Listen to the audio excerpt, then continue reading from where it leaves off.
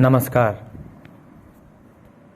आज हम बात करेंगे हिंदी राजभाषा तथा संपर्क भाषा के रूप में किस तरह से अपनी भूमिका निभा रही है। तो आइए सबसे पहले बात करते हैं हिंदी भाषा राजभाषा के रूप में। राजभाषा वह भाषा होती है जिस भाषा में उस राज्य का शासन कार्य किया जाता है। भारत संघ की राजभाषा के रूप में भी हिंदी अपनी महत्वपूर्ण भूमिका निभा रही है। भारतीय संविधान सभा ने हिंदी भाषा को 14 सितंबर सन 1949 ईस्वी को भारत की राजभाषा के रूप में मान्यता दी है। हिंदी बिहार, उत्तर प्रदेश, हिमाचल प्रदेश, राजस्थान, हरियाणा, उत्तराखंड, मध्य प्रदेश तथा छत्तीसगढ़ आदि कई राज्यों की राजभाषा के रूप में भी अपनी भूमिका निभा रही है तथा पंजाब, दिल्ली, महाराष्ट्र, गुजरात और अंडमान निकोबार द्वीप समूह आदि ने इसे द्वितीय भाषा के रूप में भी स्वीकार किया है।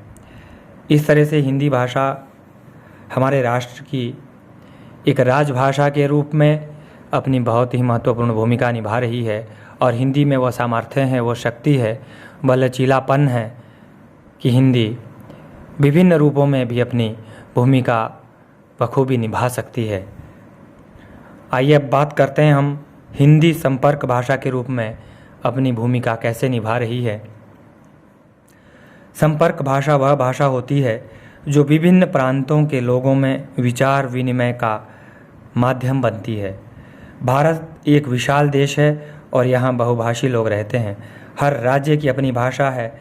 ऐसी स्थिति में अगर उत्तर भारत के किसी प्रांत का कोई व्यक्ति शैक्षिक उद्देश्य, व्यापारिक उद्देश्य या किसी अन्य उद्देश्य की पूर्ति के लिए दक्षिण भारत के किसी प्रांत में चला जाए और वहाँ अपने राज्य की भाषा का प्रयोग करे तो वहाँ उसकी बात को कोई नहीं समझेगा। अतः उसे उस समय संपर्क भाषा की आवश्यकता महसूस होगी। इस प्रकार हिंदी भाषा संपर्क भाषा के रूप में अपनी भूमिका निभा रही है।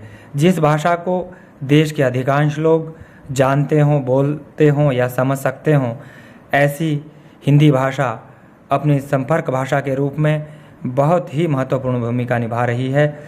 इस प्रकार आज हिंदी भाषा हमारे देश में संपर्क भाषा के रूप में जिस तरह से पूरे देश को एकजुटता में पिरोए हुए हैं, वो अपने आप में बहुत ही बड़ी बात है। और हिंदी संपर्क भाषा के रूप में भारत के सभी प्रांतों, केंद्र शासित प्रदेशों में अपनी बेहद महत्वपूर्ण भूमिका निभा रही है। और हमें यह नहीं भूलना चाहिए कि हिंदी ही वह भाषा है जो भारत को एकजुट कर सकती है, जिसमें एकता बनाए रखने की शक्ति है, जो पूरे राष्ट्र को विचार विनिमय के लिए, विचारों के आदान प्रदान के लिए एकता के सूत्र में पिरोने का बहुत ही महत्वपूर्ण कार्य कर सकती है। वह हमारी हिंदी भाषा है। आज इतना ही। बहुत बहुत धन्यवाद।